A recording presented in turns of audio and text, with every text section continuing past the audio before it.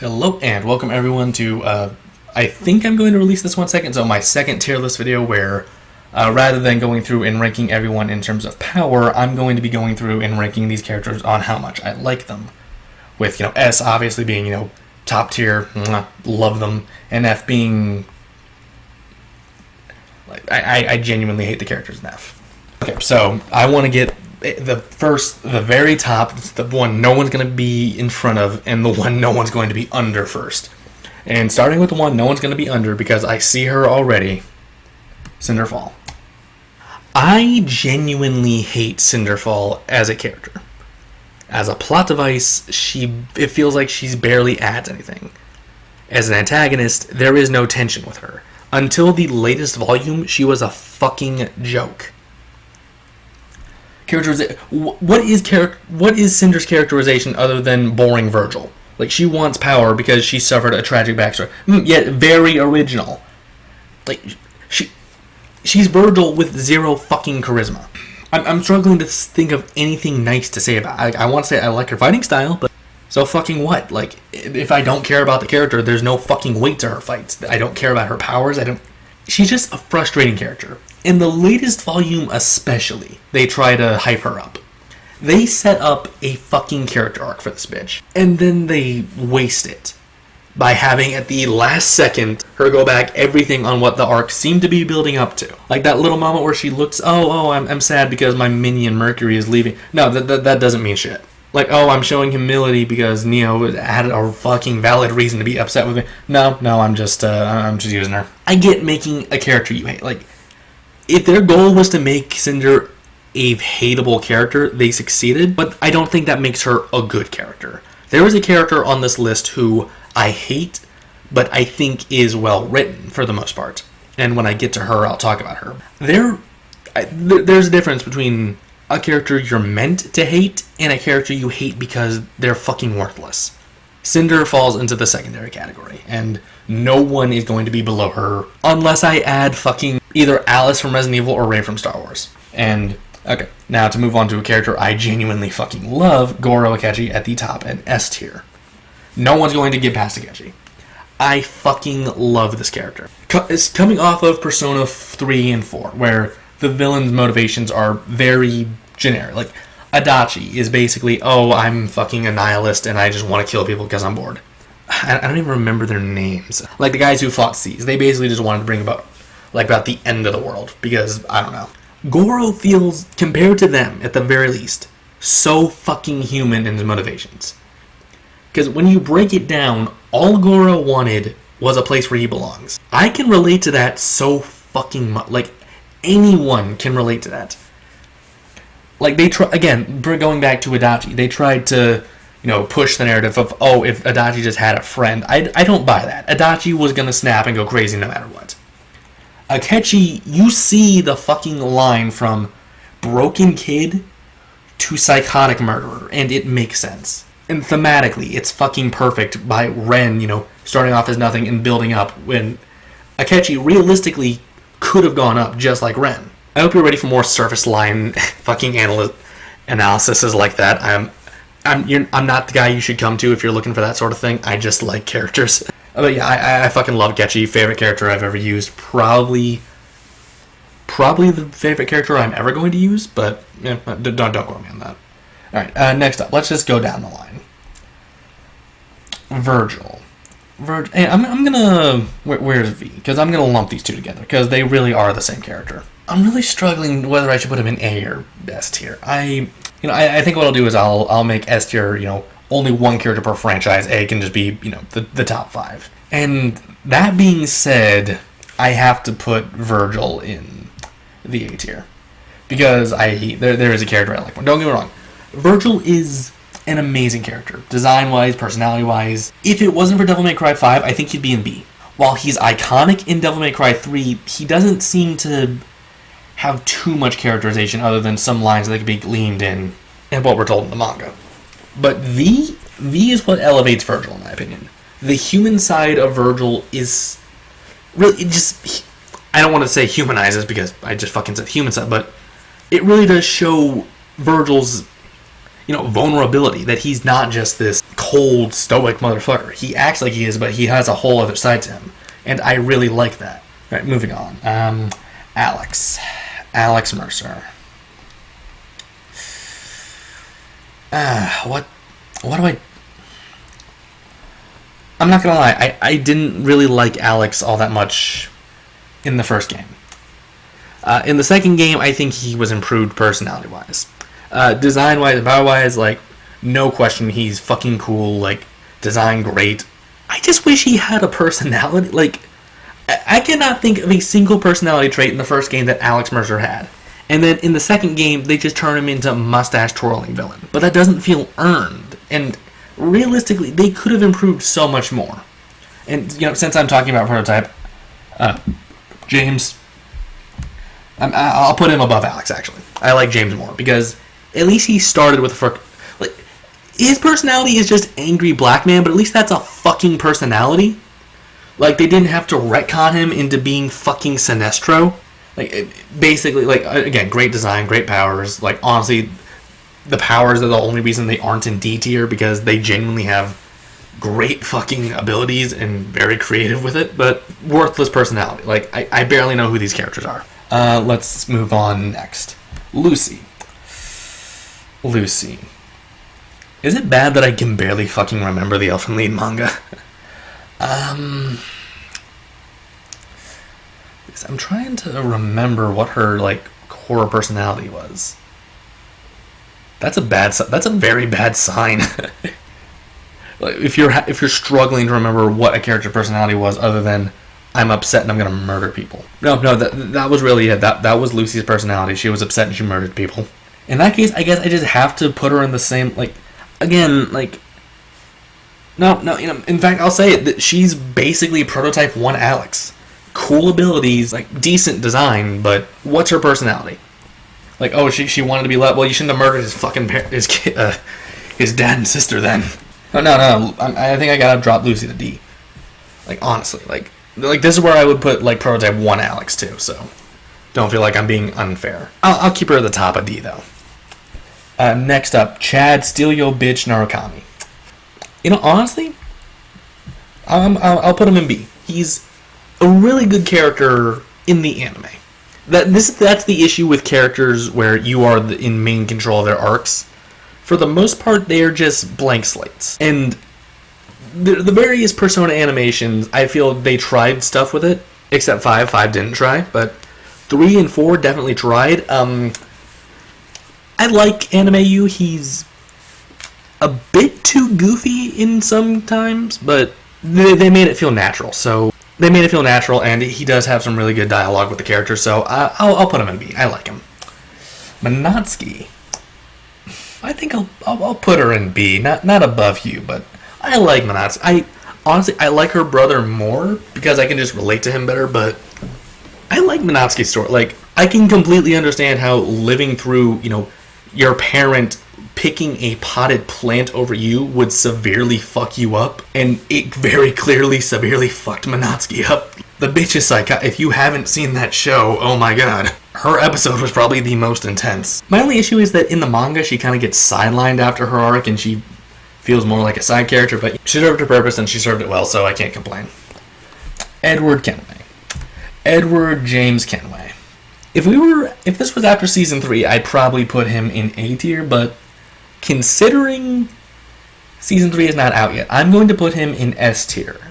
Out of all the Assassin's Creed characters I've featured so far, all 2 of them, Edward is without question my favorite.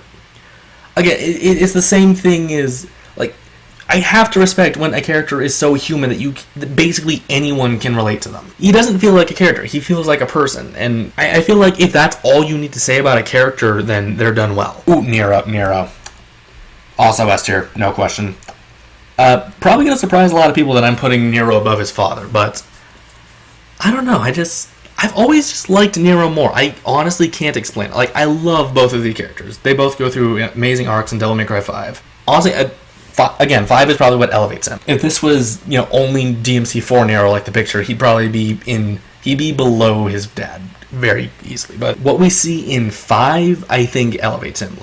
his relationship with Nico, his very clear trauma, so his insane amount of ass hurt after being called deadweight by Dante. His genuine want to disprove his father for, slighting him in a way he didn't even know. Again, it just feels very natural and something anyone could understand. Reboot Jason.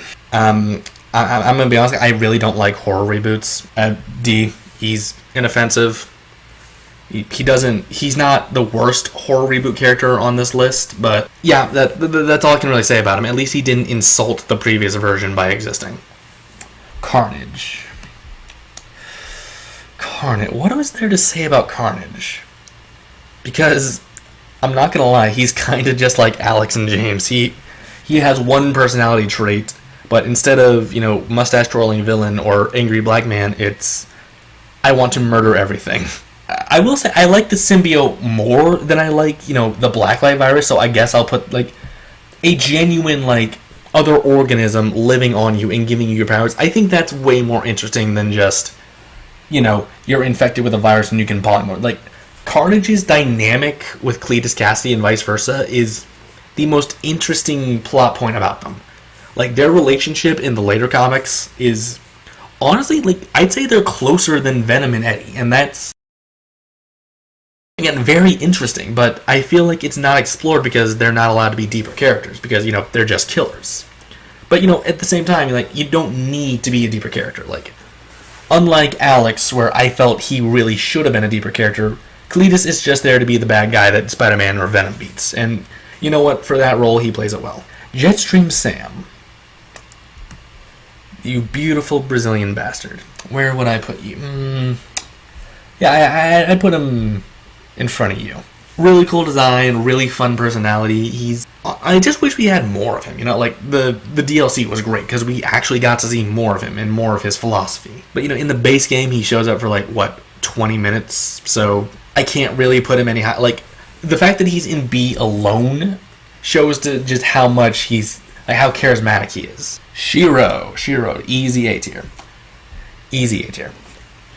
Amazing fucking design. Not to sound creepy, but I could look, that is, character design-wise, that's perfect. A really fucking cool power set, which somehow manages to avoid being edgy despite the fact that she's literally shooting her own blood at people. A really fun personality, and I loved her dynamic, especially in the last chapter. I wish we got to see more of that dynamic with her and the Wretched Egg. If we got to see more into Shiro's mind, she'd probably be into S tier. But my only complaint about her is that she was really too simple for most of the manga's run. Until, like I said, the last chapter, we barely got any insight into what makes Shiro Shiro. She had a tragic past, and that caused her to, be more childish than she really should have been. But that's about it. So if we had more Shiro, I'd probably like her more. Itachi, another easy A tier. If they'll just fucking get in the line. Itachi, what is there to say about Itachi that hasn't been said? Because I really feel like no matter what I say about Itachi, he's not, I'm not going to do him justice. Amazing art skit. One of my favorites. Clearly not my favorite. Top 3, easily. He's number 3. My biggest complaint about him would have to be that while his face turn was an incredible plot point that, honestly, I cannot disagree with, I can't help but see it as a retcon. Because if the author really planned that out that far ahead, I'm really fucking impressed. But it really does just feel like a retcon in my eyes. But you know what? It worked out for the better, so I really can't complain. And he's turned out to be an amazing character because of it. Just not my favorite Naruto character. Chie.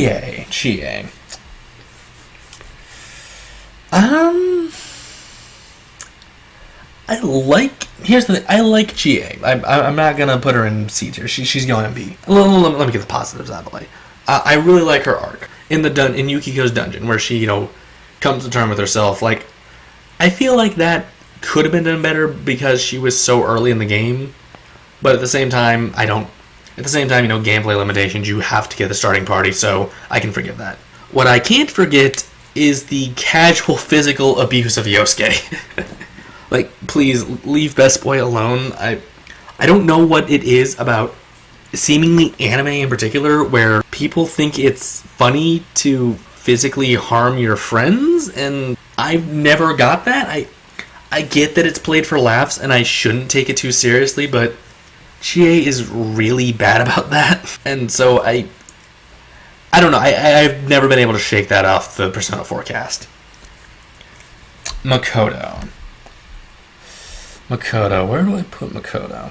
I think she has to go in B. I like Makoto.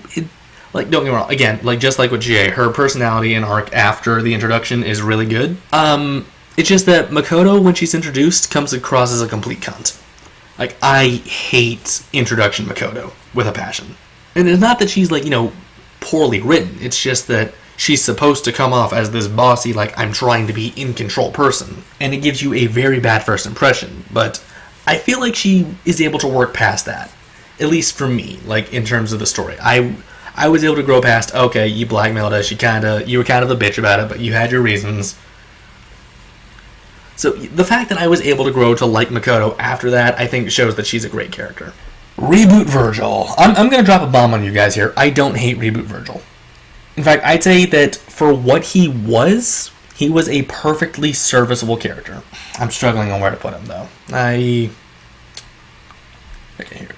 I'll put him at the top of... in between them. For what Virgil was, he was a serviceable character. However, it's because you can't not compare him to original, true Virgil. And it's when you compare the two that, I would put him in F or, D tier. But I think looking past that, he's not a terrible character. He's not great. Don't get me wrong. I don't love him. I'm not going to die on this hill. But for what he was supposed to be, he was okay. I just wish they had done more with him. In the DLC, I don't know what his state of mind is. He just seems to be going insane. Maybe we'll get a sequel, so hopefully that'll be answered. Already did I catch you? Okay. Adam Taurus. I think I already put out the ranking video by the time I've put this one out, so I don't think it's a secret that I don't like Adam Taurus. Personality-wise, I'm pretty sure I went over it in the thing, but I'm going to say it again. He is such a strange character because he has a genuinely interesting introduction. I'm gonna leave him there. He's at the bottom end of C tier. No one's allowed to be in front of him because he has a genuinely interesting introduction where he seems to be a genuinely good leader. However, every single scene after that, who is this guy? Who is this fucking incel that got so ass blasted that his girlfriend ran away?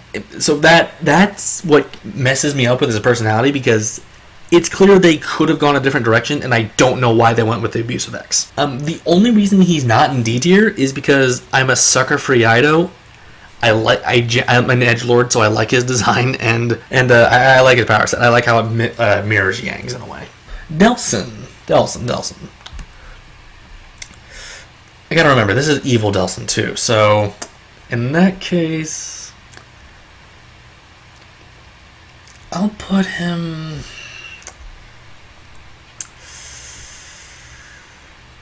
I'll put him under Alex. No. I'll put him under Alex. I feel Evil Delson and Good Delson can't be compared. It's like Evil Cole and Good Cole. They're different characters. You can't just lump them in together. Evil Delson. I can't help but feel that there's not really a reason to be evil in that game. There's no real point to go the evil route. It's the basically exact same results, not easier, just more of a dick about it. And so I don't really understand him as again, he's as high as he is because I really like his power set, but he just seems to be evil for the sake of evil. And I can't get behind that, honestly. It's just, I just can't do it. Okay. So remember when I said I don't like horror villains, and at least Jason didn't actively damage the movie he was in? Reboot Michael. He's a fucking insult to slashers. Reboot Michael takes away everything that made the original Michael Myers interesting and replaces him with a fucking WWE wrestler. That's it. He's a big hulking moron that murders people because he had a tragic childhood. And that's just not interesting. The shape that killed people for indiscriminate reasons. That is a horrifying slasher. He does that. If you ask me, that's true horror. Not some poor tortured soul that I had a rough childhood, so I'm gonna murder people. No, someone that was born broken, snapped, and then just became this mythical shape that will hunt you down because they because that's just how they feel in the moment. That is horrifying. This fucker is not. Jack Krauser. What do I say about Jack Krauser? I liked him. I don't know if I'd put him in B, like maybe high C tier, like above Steve. There. Again, interesting.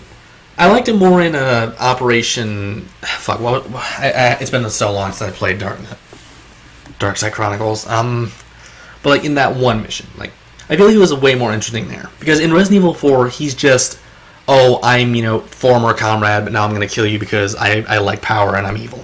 I feel like without Operation whatever the fuck it's called, he'd probably be in D tier because he'd just be, I wouldn't say D. He'd be like low C tier, like as opposed to high C tier. But as it stands, yeah, like seeing him actually gain the appreciation for BOWs was a really good touch that honestly saved him in my opinion. Otherwise, he'd be a lot more boring. Interesting fighting style, interesting battle strategy, like really great boss fight, like probably my favorite in the game. But other than that, there's just not much to him, so I can't put him higher than C tier. And speaking of there not being much to a character, we got Brandon Breyer. Oh, I really wanted this movie to be good. And in some ways it was. Like, an evil Superman horror movie. That, on paper, that sounds like a really interesting concept. And then, in the first 20 minutes of the movie, they just have him become evil. There's no gradual change of, oh, I'm an innocent little boy, to, I am, the ender of the world. No, it's just, he goes outside, here's his ship, snaps. He's evil now. No progression, no change, he's just evil. And, again, that's not interesting. That's not an interesting arc. That's not, like, I saw a video that outlined a much better idea where, he would try and do good deeds throughout the city, but he would fail and constantly fuck up and watch people die. And as he got more and more frustrated, it would cause him to do more and more evil things. I think that would have been a far more interesting movie and character than what we got. But as it stands right now, Brandon, interesting concept, done poorly. Nemesis. Again, I feel like C tier is just going to be the, I like you, but I can't afford to put you higher because you're kind of, you're kind of just there. I'll put him above James and Nemesis. He's iconic design, like horrifying. It's just, he's literally a horror movie monster. There's not much else to say there. Doesn't have a personality. He just wants you dead and will stop at nothing to get you. You know what? No. I'm gonna put him in B. Because you know what? Sometimes that's all you fucking need. You don't need to be a deep character with, complex backstory and motivation. Sometimes all you need is someone there to play their role. And you know what? I do not think there has been a better Pursuits type enemy since Nemesis. So yeah, I'll put him at the bottom of B tier, but at the very end. Speaking of characters that don't need to be complex, Albert Wesker. Yeah, no, I'll put him... Yeah, there we go. Wesker, again, he's not a very complex character. In fact, we rarely get... Until Resident Evil 5, we don't get his motivation. As far as we know, he's just a mercenary. And then in Resident Evil 5, he becomes a fucking cartoon, mustache twirling, eugenics, praising villain. Somehow, it fits perfectly, and I genuinely don't know how that happened. It's the most ridiculous thing ever. Wears a black trench coat, sunglasses at night, leather, nothing but leather, and somehow it works perfectly for him. And, it feels natural somehow, and I just don't understand how. And again, he's not deep or complex, but I don't think he needs to be. I think he fills his role perfectly. And, he plays it so well, I have to put him in A. Genesis, I think Genesis is also going to go in A. Probably below Shiro, just because I really like Shiro. Yeah, Genesis, I'm going to give a bit of a spoiler, but I never really got behind Sephiroth as a villain. To be fair, I didn't play... Well, Crisis Core was the first Final Fantasy VII game I beat, so I buy Genesis's descent into villainy so much more than Sephiroth's. Genesis, he is falling apart at the... first of all, he's jealous of this perfect soldier Sephiroth, and he strives to be as good or better than him, no matter what.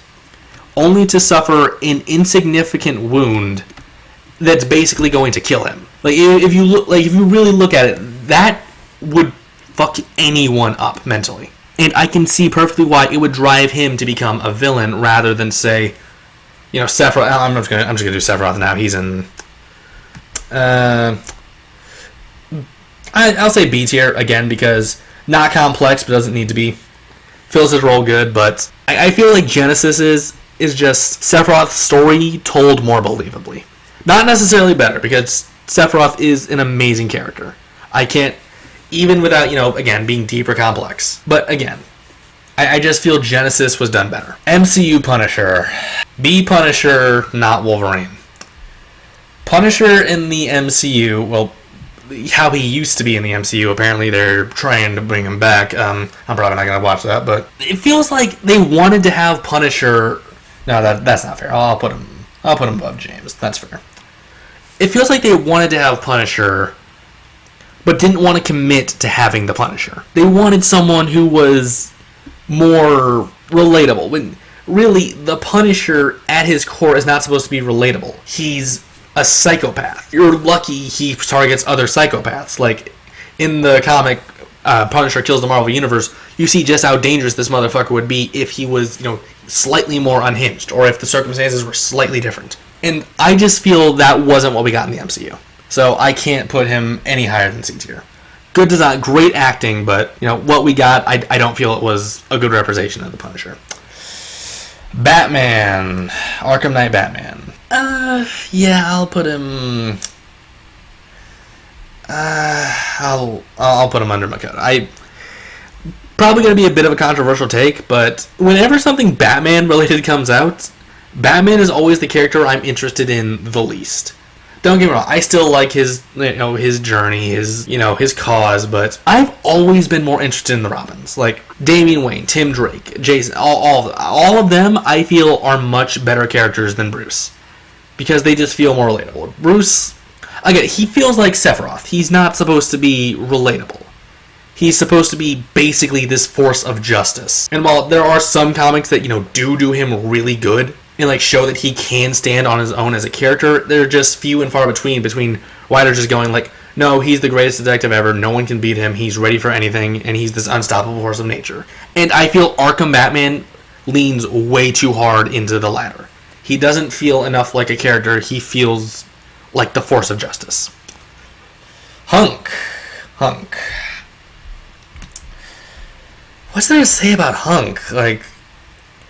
Cool design, but what's his personality? Again, cool design, gear, and abilities, but what's his fucking personality? He takes work seriously? I don't know what I'm supposed to say about that. And he only has one canon appearance. So in Raid or Mercenaries mode, none of that's canon. So even if we did get a glimpse of his personality in that, it doesn't matter. So yeah, I can't put him any higher than C. I can't even put him above Delson. I like Delson more, honestly. You don't get anything with Hunk. He's just there to be there. Andrew. It's been so fucking long since I've been Chronicle. I barely fucking remember Andrew. I remember liking his digression into a villain. Again, it feels very natural. You'd understand why someone who was abused and, mistreated by basically everyone would become the way he was. And I feel that was done well, but I don't know, I just don't like him, really. I'll put him above Reboot Jason. He's a fucking S tier. I fucking love Isaiah. Isaiah is, again, not a deep character. Not complex. Isaiah, he's like the Dark Knight Joker. He wants to watch the world burn. And, again, while not complex, he does it so perfectly that he doesn't need to be. Isaiah feels like an agent of chaos, going around basically just fucking with people for the fun of it. And you grow to enjoy that. You grow to want to see him do that more, despite him being the villain. And again, it's his backstory doesn't really flesh out why he would do what he did. If anything, I think Isaiah might just have been born a psychopath. But again, sometimes that's all you need. There's another character I'm looking at already that I'm gonna say pretty much the same thing about. Blake Belladonna. I don't like Blake. I'm just gonna come out and say it. And my reasonings for it are probably not what people are gonna expect. Where would I put Blake? Honestly, yeah, I'm gonna put her here.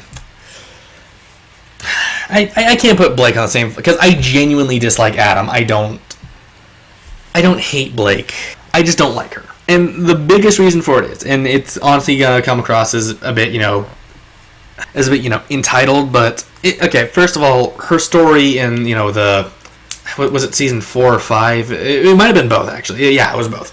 That was just utterly unenjoyable. Like, hey, let's get a bunch of people to sign up for a cause they know nothing about and then guilt trip them into it.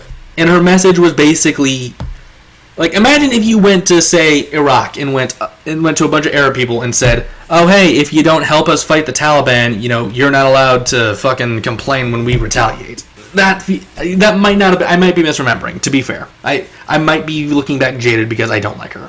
I'm just going to come out. The reason I don't like Blake is because my favorite character in the show, Yang, it feels like since they have reunited in Season 5, they have not been allowed to develop as characters by themselves. Now, don't get me wrong, I didn't love Blake before this event. Like I said, Season 4 and 5, I didn't like her story at all. But then you attach her to the hip to one of the few characters I genuinely like in this series. And you basically force character development to be solely on this one character who I don't like. And I'm gonna feel pretty negative towards this character, like, through no fault of her own. Like, don't get me wrong, like, Blake's not a terrible person or anything like that. Like, she's a good person. But when you do shit like that, I'm not gonna like the character because, again, it's forced. Like, you've shown that these characters can develop apart from each other. I get that there's, the big ship, and it's probably gonna happen, and I don't mind that. But two people in a relationship do not become a unit. They are two people operating in harmony together. And if they cannot grow separate from each other, then they don't feel like two people in harmony, they feel like a unit. And I think that's what really annoys me about Blake. John Wick. Again, another character that's really simple, like, he doesn't have a deep, complex backstory. Like, his dog got murdered, he decided he was going to murder motherfuckers for it. Completely understandable, completely relatable, I'm all for it. Go John Wick. Ren. He got the worst out of the Persona animated protagonists, because out of all of them, it feels like they tried the least to give Ren a personality. With you, they, where the fuck is he? With you, they made him, this goofball who, kind of oblivious, but at the same time, fun-loving guy. Makoto, they made him, basically what he was in this game, a depressed teen who finds purpose through Like, I'm gonna just do this real fast. There we go. I'm gonna talk about Makoto because I like him more. Makoto, like, you see his arc. Like, he has, I'd say out of all of them, he's the closest. No, he's the only one that does have a genuine arc, going from this uncaring, like, I'm only doing this because it's basically my job, to, no, these are my friends and I'm willing to fucking die for them. And that is more of an arc than either you or Ren goes through, and he feels like such a more real character because of it. Ren, however, feels like generic visual novel protagonist, and not in a good way. So, C. No, not above Carnage. Above, yeah, there. That's fair. Okay. Steve Rogers, Captain America. Again, another character that I feel like isn't complex but doesn't need to be. So, would I put him above Chie? Yeah, I wouldn't put him up. Yeah, I would. I'd probably put him above. Yeah, there we go. There we go. That seems fair. Oh, Nikolai. Again, like, I feel like I've said this a lot, but a character that just, he serves a very simple purpose and serves it well. So, I guess, like, top of C? No, that's, yeah, like bottom of B. There we go. Shay Cormack. Shay, again, another great character, easily A tier. Yeah, I think that's fair. How do I explain? Like, when Assassin's Creed Rogue came out and I first got my hands on it, I think Shay was my favorite protagonist at the time. As I've gone back and replayed the games, I've, obviously my opinion has changed. But again, Shay feels very human in a very relatable way, just like Edward. You can tell throughout the game, especially in the turning point, when he activates the precursor site that destroys the city, how much of that he feels on his, like, I really didn't think that they'd be able to get us to buy into an assassin turning into a Templar. I thought that was going to be, oh, okay, we're the villain. But no, they played it in a very realistic way where Shay, through no fault of his own, got thousands of people killed. And when he went to his higher-ups, they basically brushed him off like, no, that didn't happen. The fuck you want about? Get out of here. We're going to go hunt more of them. I feel just because they did that, like, they went through the effort of actually giving Shay a good reason, that would alone put him in C tier for me. But no, then you get to know him throughout the game, and you, like, I came to genuinely, like, really fucking love Shay as a person. Talion. What the fuck was Talion's personality? Again, same issue with Alex Mercer. Like, cool abilities, I don't remember his personality. All I remember is that Cal Brimbor is a cunt. If I'm being honest. Raven really just feels like a poor man's Virgil, if I'm being completely honest. Might makes right attitude, edgy design, katana, abandoning your kid for Virgil, it was because he didn't know he had a kid. She's Virgil but afraid, and a coward. She's Virgil but a coward. So, I don't know, like, there are elements I like about Raven, like her scheming, going behind people's back, and clearly being an evil bitch. Like, I like that, but I can't put her high because of it. Subject Delta. Not really a personality to speak of, if I'm being honest. More so just an avatar for the player to project themselves onto. Really cool outfit and, like, abilities, but, there's just not much to go for him. Penny. I fucking love Penny. A tier. I'm gonna be honest. When it comes to characters that are pure fucking cinnamon rolls, I have a very big weak spot for them. I was very happy when Penny was brought back to life, and I damn near cried when she died. In fact, hang on, she's I wouldn't put her above Itachi, but yeah. Yeah, I just have a really weak spot for those sort of characters, especially when they're done really good, like Penny was. Not much else to say. I wish I could see her smile more, but she's dead now, so I'm sad. Itachi. Again, I feel that Itachi did good for what he was given. Itachi, again, isn't meant to be a complex character. He's meant to be more of a shadow to the protagonist, and Goro is too, to an extent, but I feel Akechi more so, because Akechi's thing was basically, I'm a nihilist, I have a pessimistic outlook, I got powers, I'm gonna murder people. Whereas Yu is basically, like, he's basically Yu's shadow. Like, is the combination I've seen, or the comparison I've seen. And again, just doesn't need to be complex. He's there to serve a purpose, and he serves it really fucking well. And, like, how he takes responsibility for his actions in Ultimate, again, not deep, but he plays his role well, and then grows from it. In fact, no, he's not a B tier, he's an A tier character. I'll put him above Shiro. Ruby. How do I feel about Ruby? I don't dislike her as much as Blake. So I'll put her somewhere above Blake.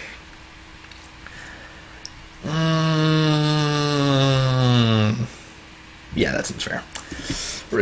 Ruby as a character is one I have mixed feelings on. If we were talking before the current volume, like volume 7, I probably would have put Ruby in B tier. However, volume 8 handled her very fucking poorly. And in fact, thinking about it, I'm gonna move her a bit closer to Blake. Yeah, there we go. Here's the thing: there was nothing wrong with having a static character. Static characters can work. Ruby is not one of those static characters. She is in a situation where she needs to change and adapt, but the writers don't want her to. And because of it, I feel I don't relate to her as much. Geralt. It has been so fucking long since I played The Witcher 3. I hardly fucking remember that game at all, if I'm being honest. I haven't touched it since I went back to record for Talion versus Geralt. Yeah, I don't want to rate him low because I just, I've moved on to other shit. And I don't, I made room for more. I guess I'll put him, next to Talion. That sounds fair. I guess. Best girl, 10 out of 10. No question.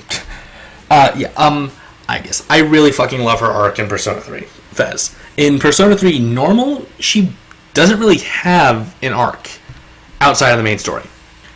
But in Fez, with her social link, that's what really elevates her. I honestly just don't want to talk too much about it because I think it was done that well. And in fact, oh, fuck, I just realized Akechi's already here. Shit. Okay, in that case, all right, there we go. Yeah, in fact, no, Izaya doesn't deserve to be there. What the fuck am I on? Honestly, yeah, considering what else is here currently, I'd say Itachi deserves S tier. Okay. moving on to Icus. I really just don't want to talk about her social link because I feel it really is best experienced on your own. So, yeah, I'm just going to leave that. Best girl, 10 out of 10. Basically the opposite of Delson. Like, in Infamous 2, like, the good choice genuinely felt harder in a lot of circumstances. And I feel it shows more of Cole's character because of that. Where, it's the opposite of Delson, where, Delson's just evil for the sake of evil. Cole sees, basically, oh yes, being good is going to be hard on me, and it's gonna it might fuck me up. It might kill me, but it's the right thing to do. And Dio Brando. I've said it so many times, so I'm not gonna say it again. Not deep, doesn't need to be, does his role perfectly. In fact, S tier. He does his role so fucking, it's not that he's not deep, because he does have a backstory that very well explains why he is the way he is. It's not just like Izai where, oh, he's born broken. Dio very much has his reasons for being the way he is. And while they don't go as deep as they could have, or even in my opinion should have, he still does his role so fucking well. And honestly, one of my favorite characters that I'm sad I haven't gotten to put in a real fight yet. Neapolitan. I fucking love Neo. I'm not gonna hide it. Neo, the perfect example of a show don't tell character, if you ask me. Like, everything about her personality is expressed so well just by, little moments, like in between fights, when she takes the time to change her eye color to fuck with Yang, it shows her playful side. When she's smiling and she's about to stab Yang in the fucking heart, it shows how much of a sadist she can be.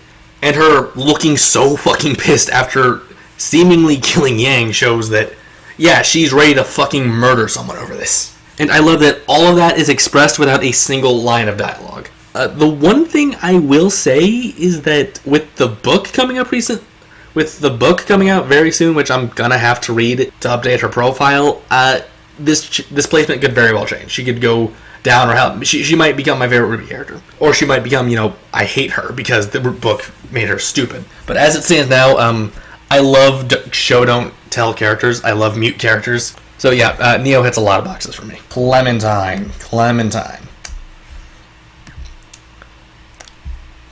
my favorite video game protagonist of all time. Clementine almost feels like my kid. Like, I watched this little girl from the age of 8, grow into a survivor to lead a community. And I really don't know how to describe it other than she feels like my fucking kid. And I'm very proud of her.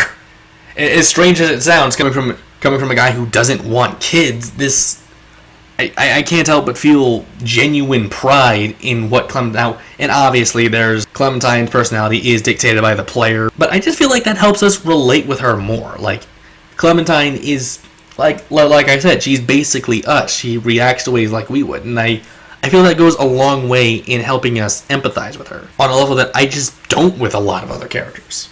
And, lets the player build this even closer bond with the character because, again, we basically are Clementine. Like, my Clementine did what I would do in that situation. And again, because she succeeded, I can't help but feel proud of her for it. Godzilla's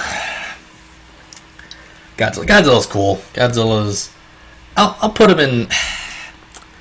Again, he has the same issue as Delta. Godzilla never really had a personality in Final Wars. Don't get me wrong, he's not a bad character, and he's still really cool, but he's basically an animal. There's zero personality there. I don't know what I'm supposed to do with it. Kurama's okay. I don't love Kurama. Where would I put him? I definitely put him above Batman. Again, I don't love Kurama, but I don't hate him. His arc in the later parts of Naruto is... It's okay. It's power of friendship, conquers all. If we work together, we can defeat this insurmountable threat. That actually gets kind of downplayed because then it turns out Naruto and Sasuke are children of prophecy or some shit. So, so much for that. Ellie. Formerly one of my favorite characters of all time. Not to get too into... I have a very personal connection with The Last of Us 1 Ellie. Because my real-life sister acts a lot like her. She swears a lot, she's very impulsive. But that's things you'd expect from a teenager. And when you sit down to talk with them, you can genuinely understand where they're coming from. The issue is, Last of Us 2 Ellie is not that. The Last of Us 2 Ellie is... I'm going to put her back in this thing, because I'm going to be talking for a minute. The Last of Us 2 Ellie... I have such mixed feelings about this version of the character. Because I understand that a character needs to grow and develop, and I don't hate what they were trying to do with Ellie. In fact, I'll go as far as to say that what they did in the first half of the story with Ellie was genuinely good. Ellie's descent up until the confrontation with Abby is really well written, and I genuinely believe that Neil Druckmann and everyone else working on it put their all into that. However, the ending of The Last of Us 2 ruins Ellie. First, she's going there to kill Abby. Then, when she finds Abby, she decides to save her. Then, when she's loading up the boat, she decides to kill her again, only to have a damn near fight to the death with the bitch, and then, at the last second, decides to spare her for seemingly no fucking reason. And I cannot get... It feels like they wanted to have their cake and eat it too. They wanted Ellie to break down into this evil character who is willing to cross so many lines, who is willing to ignore her, basically her uncle who might need her help in order to get her revenge, who leaves behind her pregnant girlfriend only for a chance to kill Abby, and then at the last second they puss out because they didn't want to kill Abby. It feels like such a disservice to the kid, what they wanted to do with Ellie. I would not have liked Ellie by the end of the game, no matter what they did with her. But at the very least, I would have understood Ellie. For example, I don't necessarily like a lot of what Raven Bronwyn does, but I understand her. It comes across in a reasonable way. I don't like a lot of what... Where is he? Where the fuck is he? Is he up here? I don't like a lot of what Goro Akechi does, but I understand exactly why he does it. Ellie, in that ending, I don't know what the fuck she's smoking. She feels like... She doesn't feel like a character. She feels like a plot device. And it's so fucking blatant and obvious, and it could have been done so much better. If the ending of that game had been different, it wouldn't have fixed it would not have fixed Abby's section of the game. But it would have done a hell of a lot more to putting Ellie in... no matter how this game would have ended, I would have hated Ellie. Ellie became someone I could not agree with and could not like.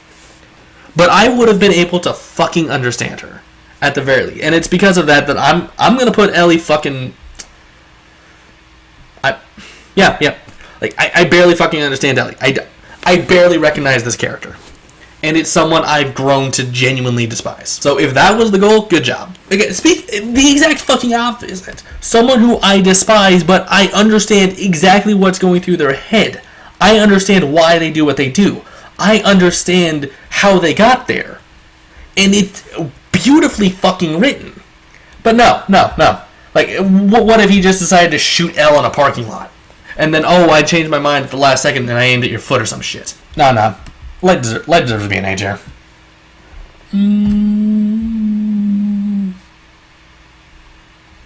Yeah, I'm going to rearrange this a little bit while I'm here. There we go. Weiss feels like they don't know what the fuck to do with Weiss, if I'm being completely honest. Weiss was in her home city for 2 full fucking seasons, and they didn't do shit with her during the whole assault on her home country. She sat in her home and drank tea. So I don't know what the fuck what you want me to say about Weiss, because the writers don't know what the fuck to say about Weiss. There, she's with the rest of her team. Lady Arkham. How do I say this without expressing my feelings about Jason? I guess I should start with how different the Waynes are in the the Telltale games. Because Lady Arkham is a lot like Goro Akechi, who, again, favorite character in this list, no question, who is a genuine victim who became a villain because of what happened to them. And that's a very interesting, villain motivation for me. because you were a victim. You're not going to be that way again, and you're going to do whatever it takes. That's interesting. I just wish we got more out of her because of it. Like, yeah, that's the only bad thing I can say about her is that I wish we saw more of her. I'll put her. I like Shay a bit more. Lelouch v. Britannia. S tier. No question.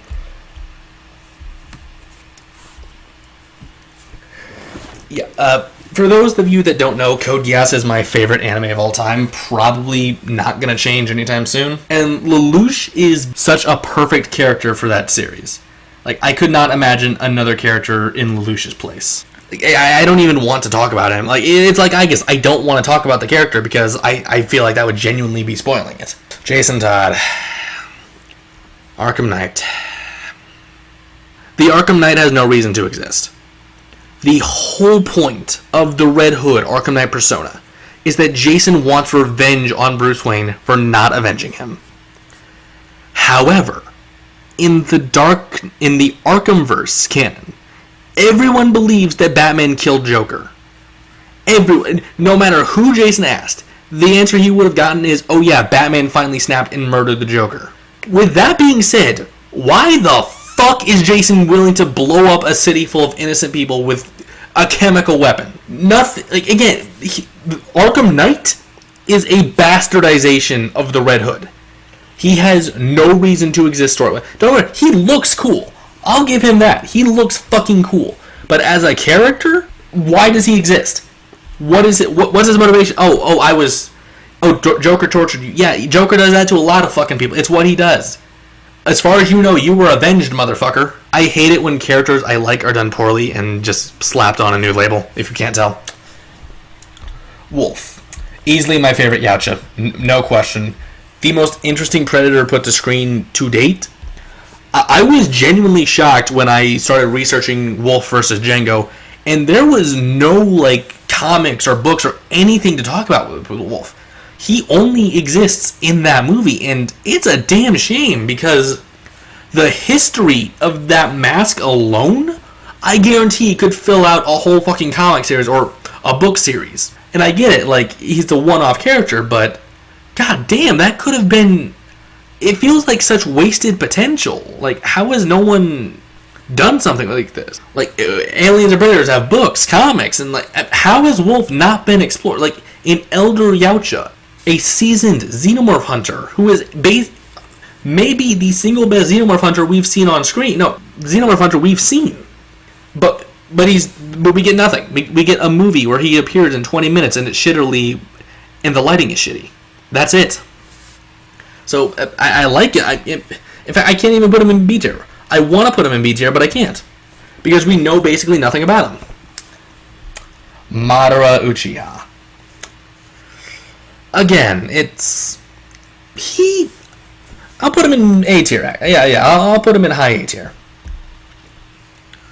Not only is he possibly...